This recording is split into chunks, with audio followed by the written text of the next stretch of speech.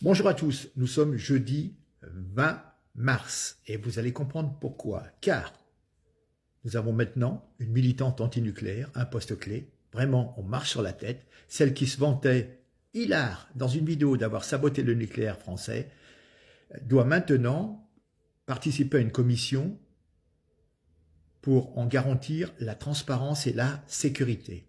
Dominique Voynet, ancienne ministre de l'Environnement, a été nommée au sein du Haut Comité pour la transparence et l'information sur la sécurité nucléaire, une nomination décidée par la présidente de l'Assemblée nationale, Yaël Braun-Pivet, et il y a de quoi s'étonner au vu des positions de l'intéressé Dominique Voynet sur le nucléaire.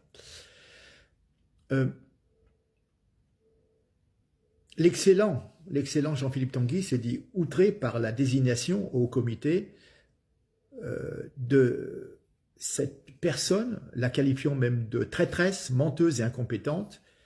Et son collègue Alexandre Sabatou l'a même rajouté, toujours sur Twitter X, une honte pour la France. Voilà, hein, c'était une annonce de hier, mercredi 19 mars. Alors évidemment, il lui est reproché son rôle dans l'arrêt de la production du réacteur Super Phénix mis en service en 85 et arrêté en 98 sous le mandat de Lionel Jospin, qui était Premier ministre. Tout ça, c'était pour récupérer des voix écolos pour contrer à l'époque la droite républicaine, dite républicaine.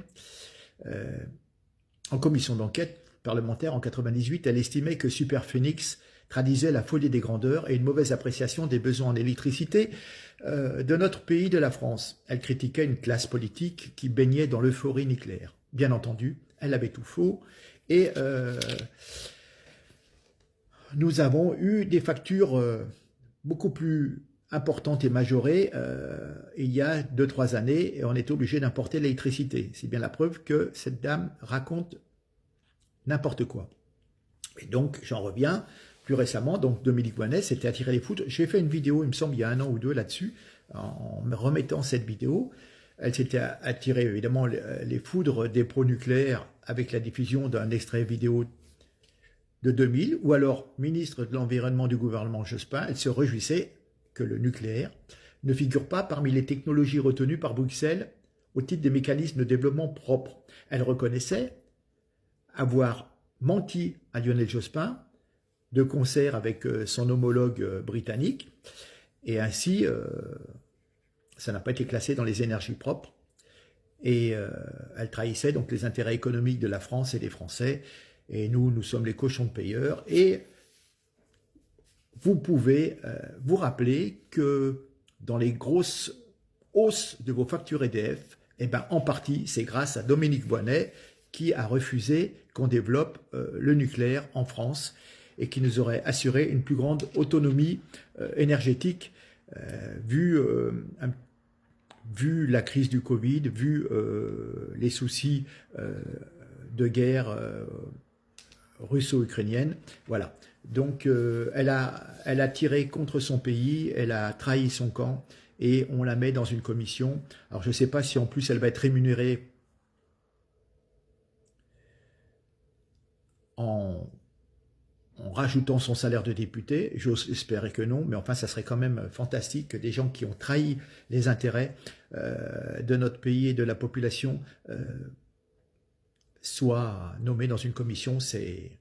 Alors, en 1 minute, vous allez, un journaliste de CNews, va vous faire un condensé, mais quand on vous dit qu'on veut réarmer la France, réindustrialiser, etc., et on met dans une commission une personne qui a sabordé et qui nous a fait prendre des années de retard.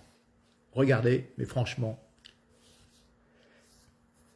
on fait un pas en avant, on fait un pas en arrière, c'est le en même temps de Macron, c'est normal, avec Madame Braun-Pivet, qui est une macroniste pure et dure. Regardez.